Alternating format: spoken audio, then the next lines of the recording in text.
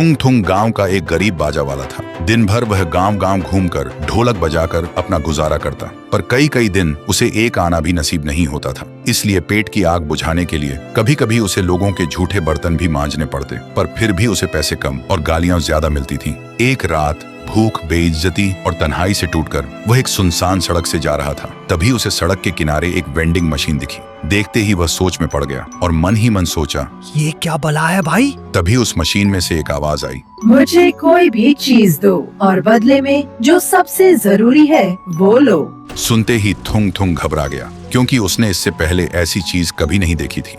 थुंग थुंग को मजाक लगा। उसने एक पत्थर उठाया और मशीन के अंदर डाल दिया। अगले ही सेकंड मशीन से एक 500 का नोट बाहर आया। थुंग थुंग हैरान रह गया। फिर उसने तुरंत वही 500 का नोट वापस डाल दिया और इस बार अंदर से एक असली सोने का बिस्कुट बाहर निकला। थुंग थुंग खुशी से पागल हो गया। उसने सोचा, इसे मैं घर ले जाऊंगा और इससे ढेरों पैसे और सोना निकालूंगा और मैं कभी ढोलक नहीं बजाऊंगा। ये सोचते ही उसने उस भारी भरकम वेंडिंग मशीन को सिर पर उठाया और घर की तरफ निकल पड़ा। फिर घर पहुंचकर उसने मशीन में अपनी ढोलक, अपने बर्तन, घर में जो भी था, लालच में आकर सब डाल दिया और बदले में उसे ढेर सारा सोना मिला। देखते ही देखते थुंग थुंग बाजा वाला से खजाना वाला बन गया। जो थुंग थुंग पहले गांव में सिर झुकाकर चलता था, अब वह सीना तान कर चलने लगा। लेकिन उसके अंदर अब लालच की भूख पैदा हो चुकी थी। एक दिन जब थुंग थुंग के पास मशीन में डालने के लिए कुछ नहीं बचा, तो उसने मशीन के अंदर अपना सिर घुसाकर देखना चाहा कि सोना आखिर आ कहां से रहा है। पर जैसे ही उसने अपना सिर मशीन से बाहर निकाला, उसकी आंखें फटी की फटी रह गईं, क्योंकि उसके सिर से होते हुए उसका पूरा शरीर ही ठोस सोने का बनता जा रहा था। फिर उसने जोर से चीखने की कोशिश की, लेकिन उसकी आवाज गले से बाहर नहीं निकली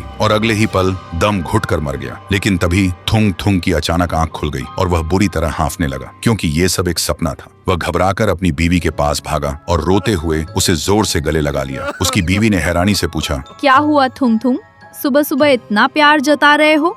मच्छर ने जोर से काटा है क्या? पर थुंग थुंग कुछ नहीं बोला, बस बच्चों की तरह रोता रहा। उसी दिन शाम को जब थुंग थुंग घर से बाहर निकला, तो उसके पैरों तले जमीन खिसक गई, क्योंकि उसके आंगन में ठीक वही शैतानी वेंडिंग मशीन रखी थी।